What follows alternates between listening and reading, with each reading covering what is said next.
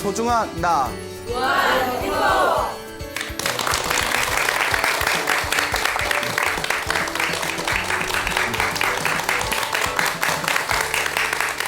예, 만나서 반갑습니다. 예, 광우 스님이라고 합니다. 우리 불교에서는 하늘의 세계, 이 천상 세계라고 하고 우리가 흔히 천국이라고 하죠. 하늘의 천상 세계가 28개가 있다고 합니다. 뭐 다른 종교에서는 천국이 하나가 있다고 보지 않습니까? 근데 불교에서는 이 하늘 세계가 28개 하늘 세계가 있다. 그래서 28천이라고 부르죠. 예, 수직으로 28개의 세상이 있는데 우리 불교에는 이런 이야기가 있습니다. 사람들은 하늘에 있는 신들을 부러워하고, 그렇죠, 여러분. 예, 정말 하늘에 천국이 있고 그 천국에 신들이 있다며 우리 인간은 그 하늘의 신들을 부러워하지 않겠습니까? 그래서 인간은 하늘의 신들을 부러워하고 하늘에 있는 신들은 수행자, 마음을 닦는 수행자를 존경한다라는 그런 이야기가 있습니다. 자, 그래서 우리 불교에는 그 28개 하늘 세계에서 밑에서 두 번째 하늘 세계를 도리천이라고 부릅니다. 여러분 그 도리도리라는 얘기 들어보셨죠? 예, 그거하고는 상관없고요. 도리천이라는 하늘 세계가 있는데 이 도리천이 33개의 구역으로 나누어졌다 해서 33천이라고도 부릅니다. 그래서 도리천을 33천이다라고도 이야기를 하는데 이 33천 도리천을 지배하는 하늘의 천왕이 우리가 흔히 말하는 제석천왕입니다. 그래서 제석천이라고 표현을 하고요. 저 팔리어 경전에서는 사카천왕이라고 부릅니다. 사카천왕이라고 부르고, 또 옛날 중국의 큰 스님들이 쓰신 책에 보면 그 도교의 옥황상제라고 있어요. 들어보셨죠? 네. 그 도교에서 말하는 옥황상제가 바로 불교에서 말하는 제석천왕하고 같은 존재이다라고 말씀하신 큰 스님들의 그 저서도 있습니다. 네. 자, 어쨌거나 이 하늘의 신, 이 제석천왕은 이제 전생에 우리와 똑같은 평범한 남자였다고 합니다. 그냥 평범한 중생이었는데 전생에 살아생전에 다른 사람들을 위해서, 타인을 위해서 봉사를 많이 하고 복을 많이 지었기 때문에 죽은 뒤에 하늘 세상의 왕이 되었다. 그래서 복을 많이 지어서 하늘 세계 왕이 된 이 도리천의 신을 제석천왕 혹은 사카천왕이라고 부른다라고 저희들이 이야기하고 있습니다. 그런데 이 제석천왕이 전생에 복을 지었을 때, 전생에 복을 지었던 그 시절에는 불교가 없었다고 합니다. 부처님께서 세상에 출현을 안 하던 시대였기 때문에 부처님과 부처님의 가르침과 스님들께 복을 짓지 못했다고 합니다. 자, 그러다가 이제 어쨌거나 자기가 살아생전에 복을 많이 지어서 하늘세계 신이 되었는데, 하늘세계 신이 된 뒤에 이 지상세계 부처님이 세상에 출현하셔서 부처님의 불제자들이 복을 많이 지은 뒤에 그 제석천왕이 다스리고 있는 도리천, 이 33천 세상에 이제 복을 받고 그 하늘세계에 태어나게 됩니다. 근데 문제가 뭐냐면 제석천왕은 이 도리천을 지배하는 신이라고 했지 않습니까? 네. 그런데 한 번도 부처님께 공양을 올리거나 부처님 제자분들에게 복을 짓지 못했던 겁니다. 그런데 새로 자기 세상에 태어난 몇몇의 존재들은 지상에서 부처님께 공양을 올리거나 부처님의 제자들에게 복을 지었던 존재였기 때문에 자기가 다스리는 도리천이라는 하늘 세상에 태어났음에도 불구하고 하늘의 신인 자기보다도 훨씬 더 복이 많았답니다. 그래서 제석천왕이 내가 아무리 복을 많이 지어봤자 부처님과 부처님의 제자들에게 공덕을 지은 저 불자들보다도 내가 복이 딸리는구나 라는 것을 느끼고 나서는 그 뒤로는 스스로 부처님께 귀의한 신도가 되었고, 부처님께 열심히 복을 지으며 복을 또 열심히 짓고 있는 불자들에게 복을 내려다 주는 그런 이제 하늘의 신으로 오늘날 이제 불자들을 도와주는 그런 호법선신으로 전해져 내려오고 있습니다. 자, 그래서 이 제석천왕 같은 경우에는 자기가 하늘의 신임에도 불구하고 부처님께 복을 지어서 세상에 태어난, 그러니까 하늘세계 자기가 지배하는 도리천 세상에 태어난 존재보다 자기가 복이 딸리니까 좀 이렇게 마음으로 굉장히 부끄러움을 느끼게 됩니다. 그래서 이제 내가 지금 하늘의 신이지만 지금 부처님과 부처님의 제자들이 인간 세상에 계실 때 나도 인간 세상에 내려가서 부처님과 부처님의 제자분들에게 복을 좀 지어야 되겠다라는 마음을 일으키게 되죠. 그래서 가끔씩 이제 우리 부처님의 경전을 보다 보면 가끔씩 하늘세계 도리천의 천신인, 도리천을 다스리고 있는 천왕인 이 제서천왕, 이 사카천왕이 어쩌다가 한 번씩 지상에 내려와서 부처님께 공양을 올리고 법문을 듣거나 부처님의 밑에 그 깨달음을 얻은 거룩한 제자분들에게 공양을 올리는 내용에 그 빈번하게 이렇게 출연을 합니다. 자, 그때 이제 부처님의 10대 제자 중에 마하가섭이라는 큰 스님이 계셨어요. 예, 혹시 들어보셨나요? 이제 갑자기 솔직해졌네. 예, 마하가섭 못 들어보셨어요? 예, 큰일이네. 자, 부처님의 10대 제자 중에 마하가섭이라는 스님이 있었는데 이 마하가섭 스님께서는 완전한 깨달음을 얻으신 아라한이었습니다. 아라한이란 뜻은 제가 예전에도 여러 번 설명을 들었지만 부처님의 제자로서 모든 번뇌와 욕망이 사라지신 거룩한 깨달음을 얻은 성자를 우리가 아라한이라고 합니다. 그래서 우리가 그 사찰에, 큰 사찰에 가면 이 아라한을 모시고 있는 나한전이라는 법당이 있거든요. 그거는 아시죠? 예, 그나마 다행이에요. 그래서 이제 나한전이라는 법당에서 또 우리가 이렇게 기도도 올리고 아라한에겐 공양을 올리면 우리가 큰 복을 받는답니다. 그래서 나한전에다가 이렇게 할머니들이나 노보살님께서 어디서 들으신 얘기는 있으셔서 그 나한전에 가면 나한님들 앞에다가 사탕 하나씩 올려놓거나 동전 하나씩 올려놓고 예전에 그런 노보살님들이 많으셨거든요. 그런 거 보신 기억 나시나요? 예, 또 얼버무리시네. 자, 어쨌거나 그래서 이제 마하가섭 스님께서는 이 깨달음을 얻으신 거룩한 성자 아라한이셨는데 이 마하가섭의 특징이 무엇인고 하니 이 가섭 스님께서는 하루에 한 끼 탁발을 나가실 때 옛날 인도의 스님들은 항상 그 바리떼를 들고 마을에 가서 신도들한테 음식을 받아 드셨거든요. 근데 이 마하가섭의 특징은 항상 가난한 집만 찾아갔대요.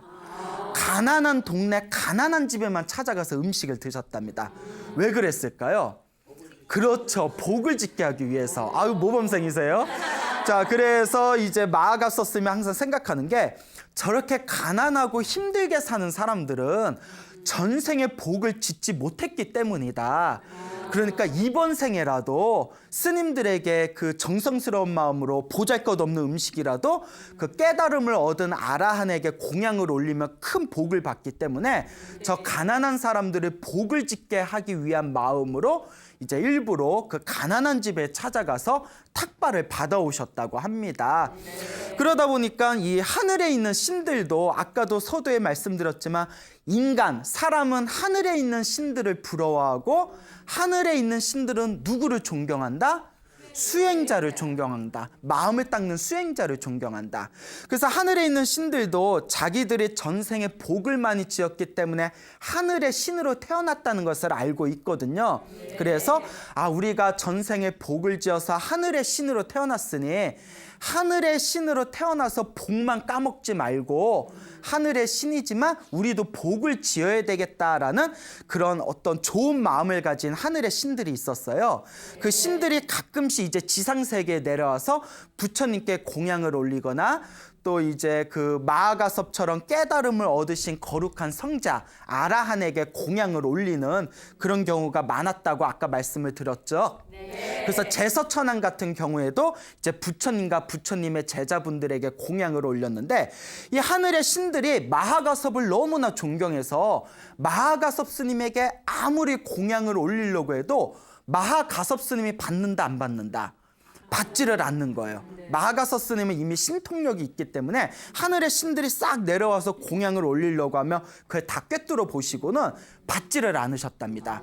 그러면서 하늘의 신들이 거룩하신 존자시여, 우리가 높으신 덕이 높은 스님을 존자라고 부릅니다.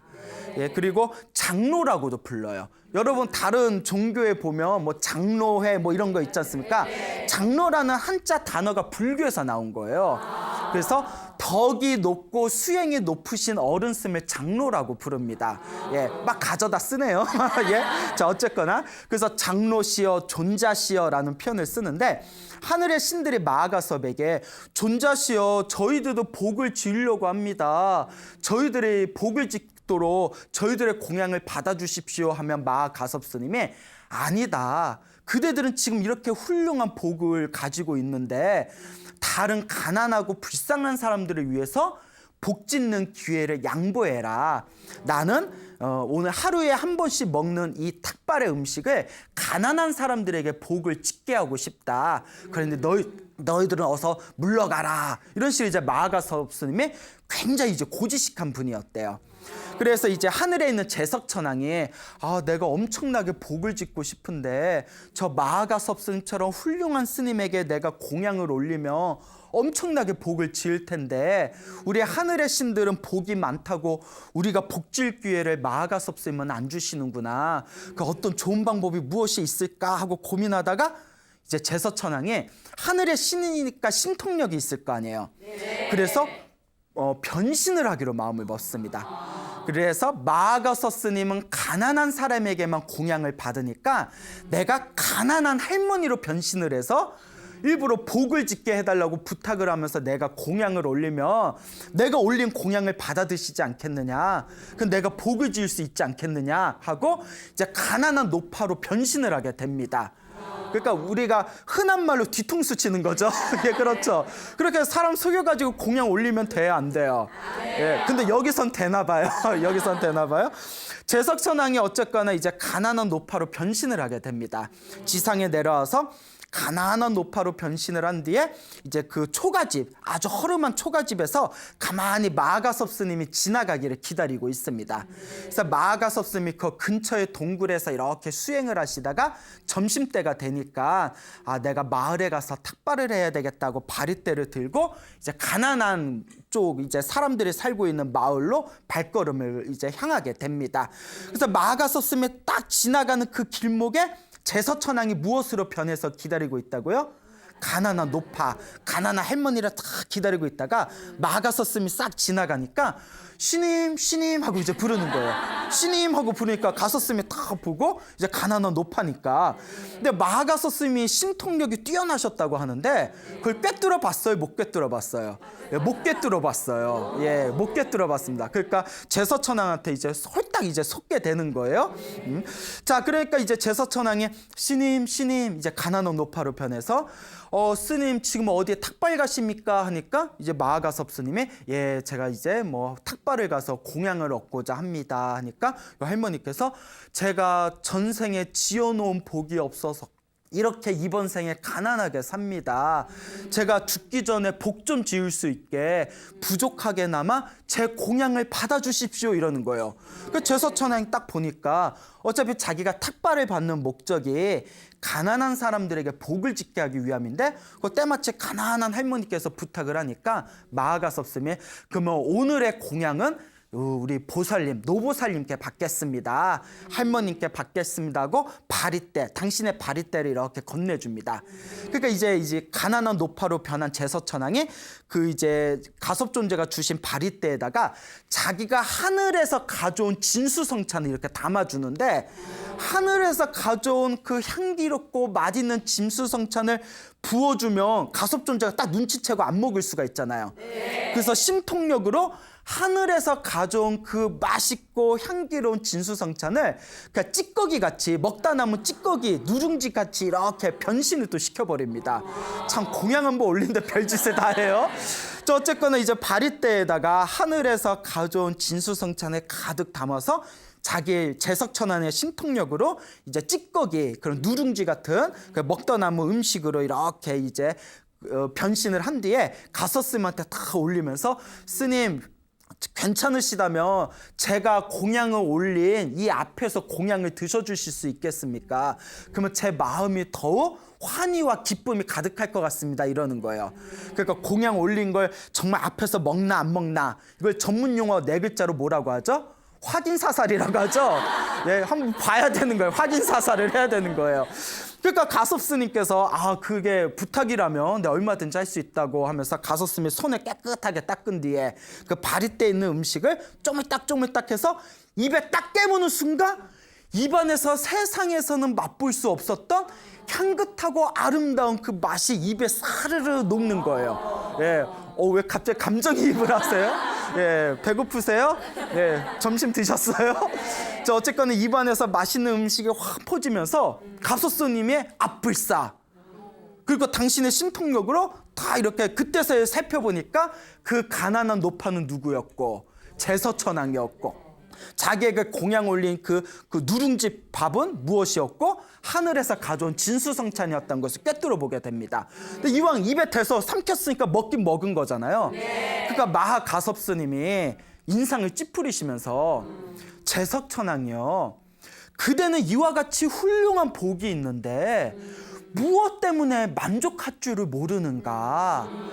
내가 가지고 있는 이 한 끼 공양은 가난한 사람들을 위해서 내가 항상 이제 그 하늘의 신들에게 가난한 자들을 위해 양보하라고 했는데 제석천왕은 하늘 세계의 신이고 신들 중에 그 신들의 왕인데 이와 같이 훌륭한 복이 있는데 무엇이 부족해서 만족할 줄을 모르는가 하고 질책을 했더니 그때 제석천왕이 뽕 하고 이제 원래 모습으로 딱 변한 뒤에 가섭존자에게 절을 올리면서 마하가섭 스님이시여, 제가 거짓으로 속여서 음식을 올린 것도 공덕이 있습니까 없습니까 없습니까 질문을 던집니다. 자기 땅이 그래도 찔리긴 찔린 거예요. 여러분, 거짓으로 올린 공양도 공덕이 있을까요 없을까요? 우리 없다? 있다? 복불복이에요? 예? 자, 마하가섭이 이렇게 얘기합니다. 비록 거짓으로 올렸지만 의도는 좋은 의도였기 때문에, 정말 복을 짓고자 하는 순수한 의도였기 때문에 복은 있다, 공덕은 얻을 것이다 하니까 제서창이 너무 기뻐서 덩실덩실 춤을 춥니다. 덩실덩실 춤을 추면서 자기가 복을 지었다라는 기쁨 속에 그리고 가섭스님에게 절을 올리면서 다음과 같이 얘기합니다. 거룩하신 존자시여, 거룩하신 마하가섭 스님이시여, 부처님과 부처님의 가르침과 스님들, 불법승 삼보에 공양 올리는 공덕은, 불법승 삼보에 복을 짓는 공덕은 끝이 없습니다. 그렇기 때문에 지혜로운 자라면 복을 짓는 것에 만족할 줄을 모르는 법입니다 라고 노래를 부르면서 하늘로 올라갔다는 이야기가 전해지고 있습니다. 그래서 우리 불교에서는 이런 이야기를 통해서 다음과 같이 이야기합니다. 하늘을 다스리는 신조차도 이와 같이 부지런히 복을 짓는 것을 기뻐하고 항상 부지런하게 복을 짓는데 하물며 지지리도 복도 없는 중생들은 왜 복을 짓지 않는가? 하늘에 있는 신들도 이와 같이 열심히 복을 짓는데 이 인간 세상에 있는 복 없는 우리 중생들이야말로 더 열심히 복을 지어야 되지 않겠는가라고 이야기하고 있습니다. 그래서 불교에서는 다음과 같은 가르침이 있습니다. 여러분, 보시라는 말 들어보셨죠? 네. 보시는 누군가에게 베푸는 것을 뜻합니다. 네. 그래서 부처님께서는 만약에 누구든지 보시의 공덕을 내가 누군가에게 베풀어서 얻을 수 있는 이 공덕, 보시의 공덕을 자기 눈으로 볼 수만 있다면 설사 굶어 죽는 한이 있더라도 혼자서 밥을 먹는 사람은 없어질 것이다. 그러니까 자기 혼자서 밥을 먹는 건 자신의 욕심을 채우기 위함이잖아요. 그런데 그 자그마한 밥 한 덩어리라도 누군가와 나누어서 먹을 수 있는 그 보시의 공덕을 베푸는 사람은 다음 생에라도 엄청난 복을 짓게 된다는 것이죠. 그래서 불교에서는 그 길을 지나다니는 축생 있죠. 뭐 개라 강아지라든가 고양이라든가 개미 새끼 하나라도 그런 짐승이나 벌레를 우리 불교에서는 축생이라고 합니다. 뭐라고 한다고요? 축생. 그러니까 우리 가끔 무협지 보면 악인, 악당에게 가끔 이제 요구할 때 이 축생보다도 못한 놈아 뭐 이런 표현을 쓰잖아요. 짐승보다도 못한 놈아라는 뜻이지 않습니까? 짐승, 축생에게 먹이 하나를 주더라도 복이 있답니다. 복이 있대요. 지나가는 개미에게 사탕 하나를 던져줘도 복이 있다고 합니다. 그런데 축생에게 복을 짓는 것보다 사람에게 베푸는 게 더 공덕이 크답니다. 사람에게 베풀어도 똑같은 사람보다 착한 사람에게 베푸는 게 공덕이 더 크답니다. 착한 사람들 중에서도 수행자, 마음을 닦는 수행자에게 베푸는 공덕이 훨씬 더 큰 복을 받는답니다. 그리고 수행자들 중에서도 아까 마하가섭스님처럼 깨달음을 얻으신 아라한이나 부처님께 공양을 올리는 공덕이 가장 세상에서 뛰어난 공덕이다라고 부처님의 경전에 전해져 내려오고 있습니다. 그렇지만 중요한 것은 먹이 한 알이라고 하더라도 축생, 누군가에게 자그마한 미물이라도 무언가를 베푸는 것 자체는 강력한 공덕이 된다라는 것을 명심하시기 바랍니다. 알겠죠? 네. 자, 그래서 이와 같이 내가 지은 공덕은 반드시 내가 받는다라는 이 인과 업보, 이 선업에 대한 확고한 믿음과 공덕에 대한 이 확신이 있을 때 우리가 진정으로 복을 닦는, 공덕을 닦는, 선업을 닦는 불자로 이제 새롭게 거듭날 수가 있는 겁니다. 그러니까 우리가 불법, 부처님의 가르침을 공부하는 불자는 스스로 한번 점검을 해봐야 됩니다. 나는 정말 인과응보를 믿는가? 나는 정말 윤회를 믿는가? 내가 이번 생에 지은 업은 다음 생에라도 내가 반드시 받는다는 것을 믿는가? 이 인과 업보와 윤회를 믿어야 진정한 불자로 거듭날 수가 있는 거죠. 그런데 윤회도 믿지 않고 인과 업보도 믿지 않으면 그 사람이 선업을 지을까요? 안 지을까요? 그렇죠. 내가 지은 업은 반드시 내가 받는다라는 인과 업보의 확신이 없으면 그러니까 나쁜 짓을 하더라도 죄책감이 덜할 거고 선업을 짓더라도 스스로 의미를 부여하는 게 훨씬 적어질 거 아닙니까? 그리고 윤회를 믿지 않으면 내가 이번 생에 열심히 선업을 짓고 복을 지어야 다음 생에라도 내가 더 좋은 몸을 받고 더 행복하게 살아갈 수 있다라는 인과 업보에 입각한 윤회의 사상을 믿지 않고 에이 이번 생이면 다 끝나는 거야. 에이 다음 생이 어딨어. 다 스님들의 장사하려고 만든 말이야.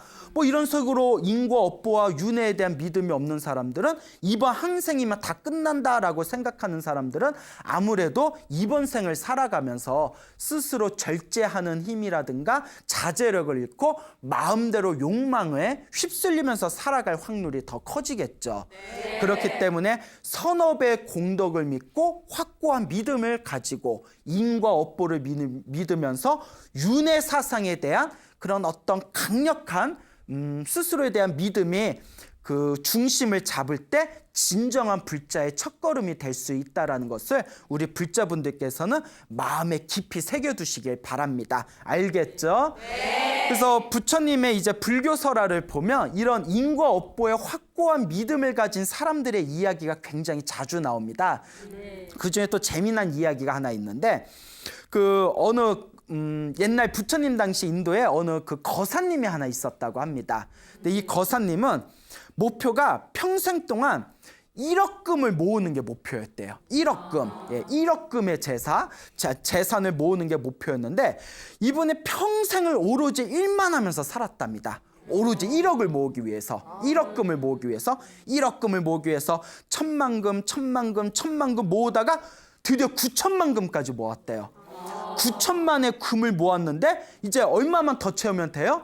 예, 그렇죠. 1,000만 금만 더 채우면 되는데 너무나 이제 일만 하다가 그만 몸에 병이 들어버린 거예요. 제대로 써보지도 못하고. 그래서 이제 중병이 들어가지고 자리에 누워서 1,000만만 모으면 되는데 1,000만 금만 모으면 되는데 하고 끙끙 앓다가 이제 하루는 부인을 부릅니다. 부인을 부른 뒤에 이제 그 부인과 자기 사이에 나이가 어린 아들이 있었대요. 그래서 이제 부인의 손을 쏙 잡으면서 여보 1억 금을 모으기 위해서 평생 일만 했는데 1,000만 금을 눈앞에 두고 내가 세상을 떠나게 됐어.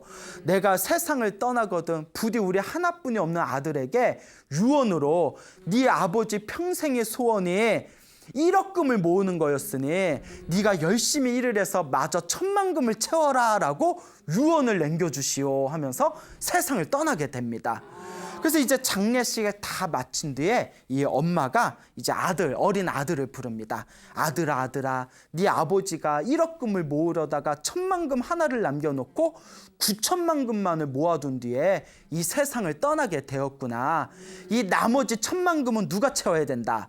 네가 채워야 된다. 아버지의 유언이었다.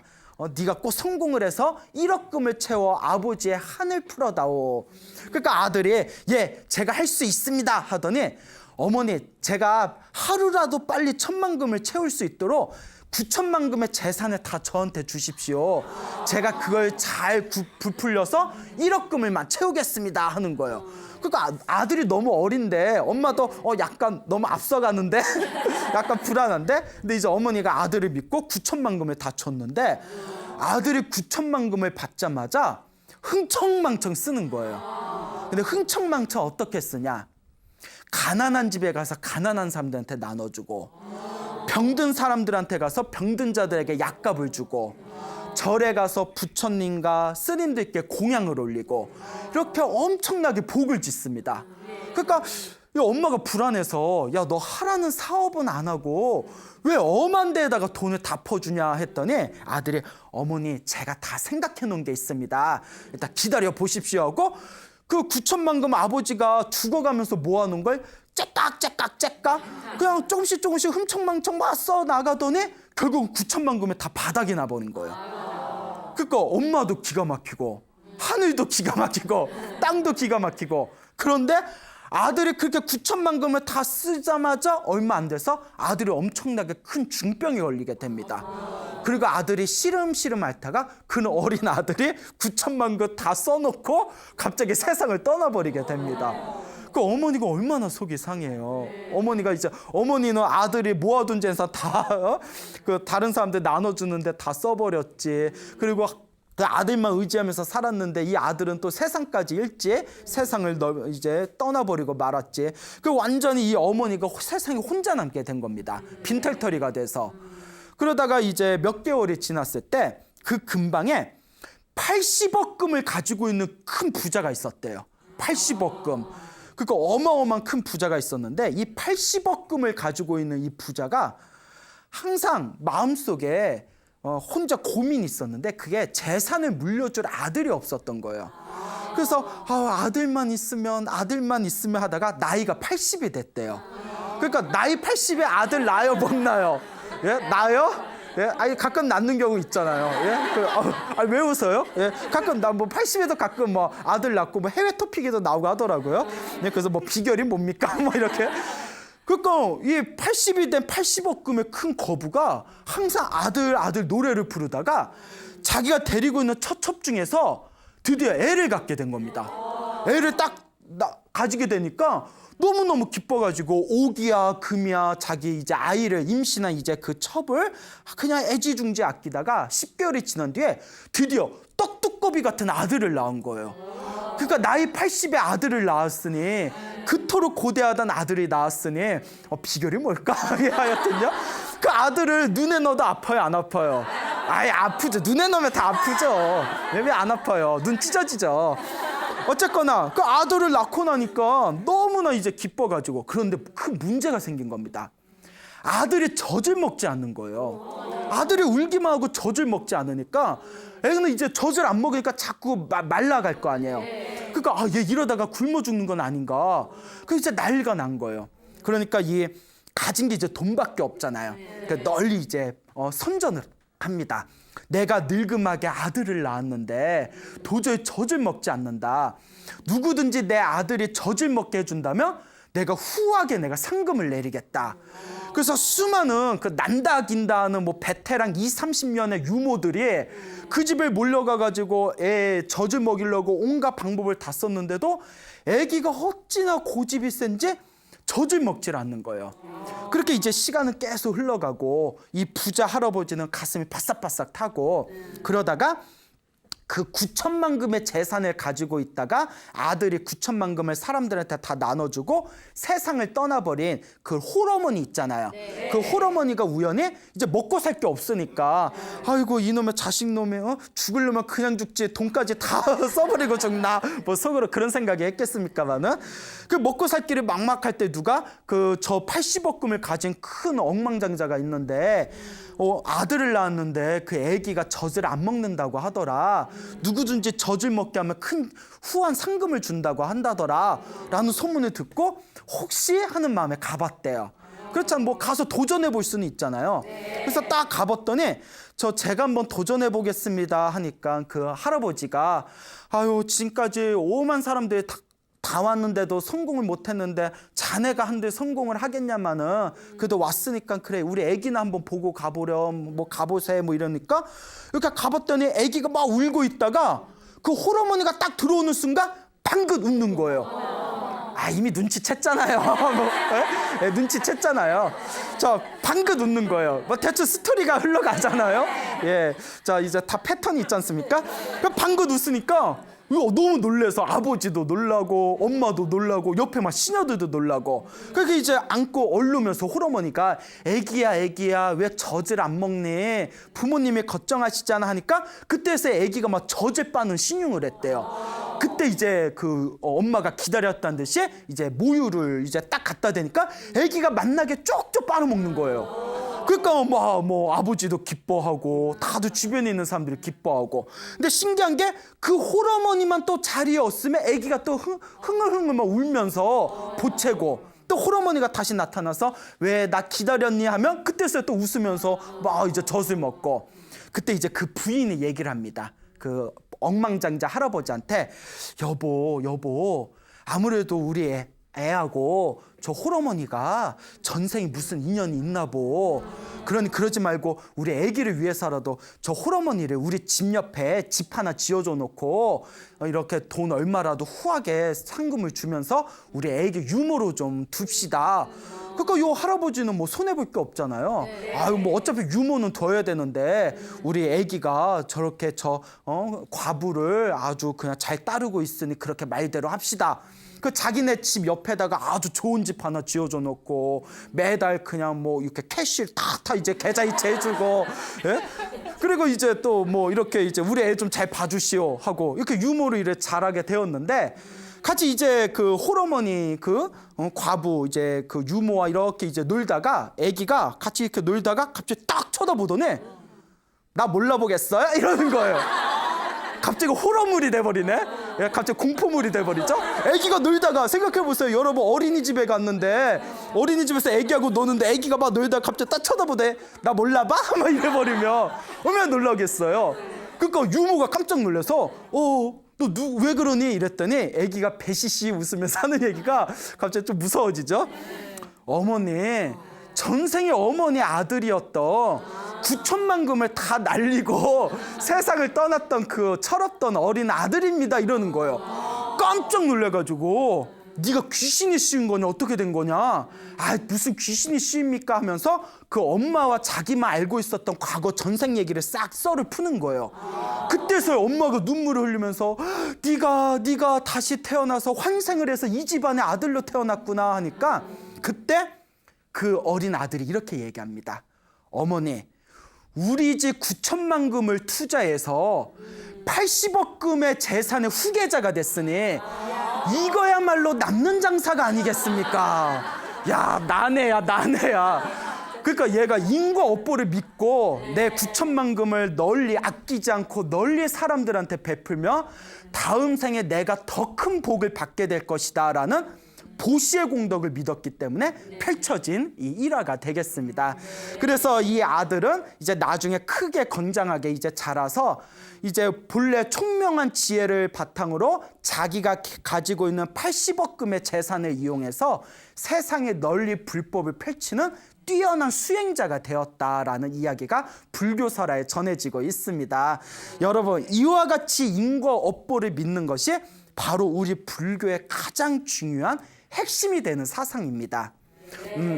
만약에 어떤 사람이 생각하기를 아니 저 집안은 저렇게 어린 아들이 착해가지고 자기가 가지고 있는 재산을 다 사람들한테 널리 베풀고 부처님께 스님들께 복을 짓고 가난한 사람들한테 재산을 보시하고 병든 사람들한테 약을 보시했는데 저렇게 병이 걸려가지고 일찍 죽어버렸으니 무슨 보시의 공덕이 있고 무슨 인과업보가 있냐, 그거 다 뻥이다 라고 한다면 그거는 과거, 현재, 미래, 전생, 현생, 미래생의 이 3세 인과의 이치를 모르는 그런 어리석은 사람들의 말이라고 합니다. 이와 같이 인과업보의 이 법도는, 인과업보의 법칙은 이번 생 못 받아도 언제라도 받는다. 다음 생에라도 반드시 받게 됩니다. 과거 전생에 지었던 업을 이번 생에 받게 되고 이번 생에 지은 업은 이번 생에 못 받더라도 반드시 다음 생에 받게 된다. 그러니까 어느 평생을 절에 다니면서 부처님 시봉을 했던 노보살님이 있었는데 이 노보살님이 당신은 인과업보를 믿기 때문에 절대 당신은 항상 착한 일을 하면서 살려고 노력하고 악한 일을 항상 멀리했는데 당신은 이제 아들이 있었는데 아들이 갑자기 큰 병이 걸리더니 갑자기 세상을 떠나버렸답니다. 아들이 갑자기 죽게 되었대요. 그분이 가슴이 찢어지면서 그렇게 눈물이 나시더래요. 근데 중요한 거, 심심이 없고 불심이 없는 사람들이라면 분명히 이렇게 생각했을 겁니다. 내가 그렇게 열심히 부처님 시봉을 했는데 어떻게 부처님은 내 자식이 이렇게 일찍 단명을 하는데 하나도 도와주지 않고 내 가슴에 못을 박는단 말인가. 부처님의 영험이 하나도 효험이 없구나. 내가 부처님한테 내가 속임을 당했구나 라고 생각하는 사람도 분명히 있을 겁니다. 하지만 그거는 아직 인과업보의 법칙을 모르는 겁니다. 물론 저도 스님이지만 스님인 저도 열심히 기도하고 열심히 수행을 했는데 안 좋은 일을 겪으며 힘이 팍 셀 때가 저도 있어요. 솔직히 이런 채된장 막 이러면서 오늘은 된장국을 먹어야겠네 뭐 이러면서. 그렇지만 이제 마음으로 다시 이제 추스리면서 아, 내가 전생에 지었던 빚을 지금 갚나 보구나. 이걸 내가 마음을 잘 다스려서 녹이는 게 바로 수행이 아니겠는가. 그와 같이 그 노보살님도 이번 생에 열심히 부처님 시봉을 한 공덕은 반드시 받게 될 겁니다. 이번 생에 아니면 언제라도 받는다. 다음 생에라도 받는다. 하지만 또 이번 생에 하나뿐이 없었던 아들을 세상에 일찍 떠나보내게 된 것도 그분이 지었던 당신이 풀어야 할 숙제였다는 것이죠. 그래서 불교라는 것은 좋은 일이 생기든 나쁜 일이 생기든 인과업보를 믿고 자기 마음의 중심을 잘 잡은 채 흔들림이 없이 항상 고요한 상태를 유지할 수 있는 거, 이게 진짜 불교의 핵심입니다. 무슨 나쁜 일이 생길 걸 쏙 피해가고 막 좋은 일은 막 항상 좋은 일만 일어나고 세상에 그런 법은 없습니다. 반드시 내가 지은 업은 누가 받는다? 내가 받는다. 그렇기 때문에 나쁜 일이 생기면 아, 내가 전생에 지었던 내 빚을 내가 지금 갚는구나 라고 생각할 줄 알아야 되고, 좋은 일이 생기면 내가 전생에 지었던 복을 내가 지금 받는가 보구나. 그러니 이번 생에 더 열심히 복을 지어야 되겠다. 이 인과업보를 믿으시기 바랍니다. 알겠죠? 자, 이와 같이 이 인과업보의 가르침은 불교에서 가장 중요한 핵심 사상 중에 하나라는 것을 우리 불자 여러분들께서 똑똑히 기억해 두시기 바랍니다.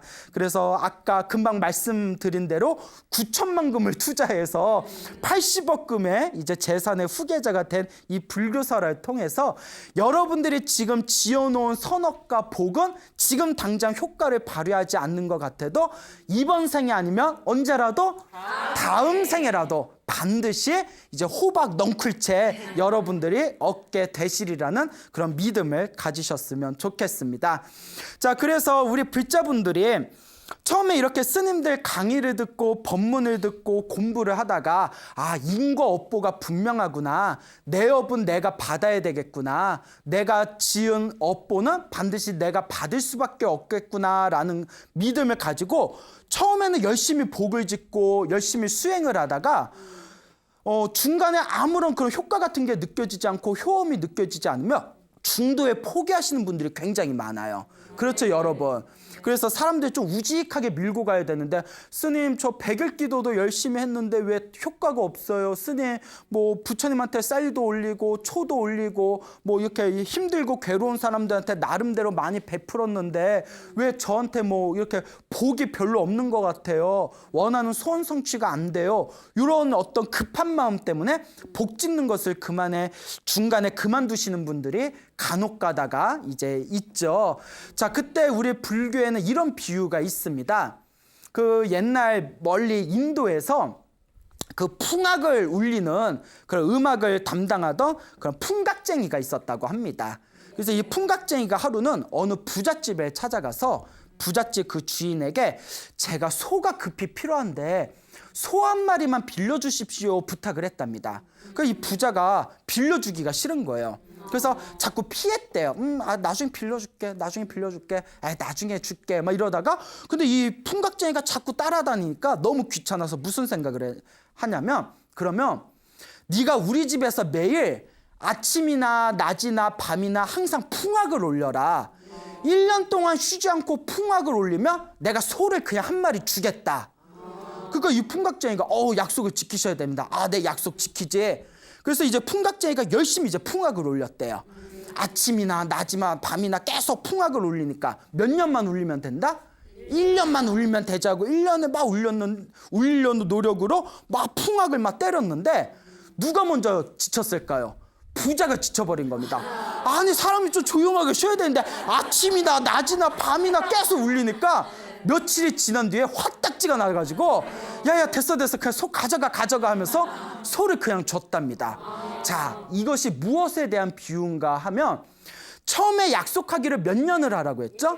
1년을 하라고 했는데 고작 1년을 채우기도 전에 며칠만 했는데도 결국 소를 얻게 된 것 같이 우리가 복을 지을 때 이렇게 복을 지어서 언제 내가 보답을 받겠는가라는 마음이 일어나지만 열심히 복을 짓다 보면 그 시간, 세월의 숫자를 다 채우기도 전에 반드시 내가 지은 복을 받게 될 것이다 라는 비유입니다. 그렇기 때문에 복 짓는 데 있어서 우직하게 밀고 나가야지 결코 포기하거나 중도에 멈추지 말아라 라는 그런 어떤 교훈이 되겠습니다. 그래서 우리 불교에서는 이런 이야기를 합니다. 그대가 행복하게 살고 싶다면 복을 지어라. 그대가 만약에 복을 짓지 않으면 다음 생이든 다다음 생이든 반드시 불행한 삶을 살 것이다. 그렇기 때문에 진정 지혜로운 사람은 복을 짓는데 게으름이 없다라는 가르침이 전해지고 있습니다. 그러니까 우리가 지혜로운 사람은 부지런히 복을 닦는다라는 이 부처님의 가르침을 명심하시면서 여러분들 삶에 큰 복을 얻고자 하시고 크나큰 행복을 성취하시고자 한다면 반드시 여러분들의 삶에 기도하고 복을 지으면서 마음을 잘 닦아나가는 불자의 삶을 살아나가시기 바랍니다. 여러분 행복해지고 싶습니까? 네. 행복한 삶을 상조하고 싶습니까? 네. 복을 지으십시오. 선업을 지으십시오. 공덕을 쌓으십시오. 복과 선업과 공덕의 힘이 여러분들을 진정한 행복의 길로 이끌어 줄 것입니다. 여기서 마치겠습니다. 소중한 나 무한 행복.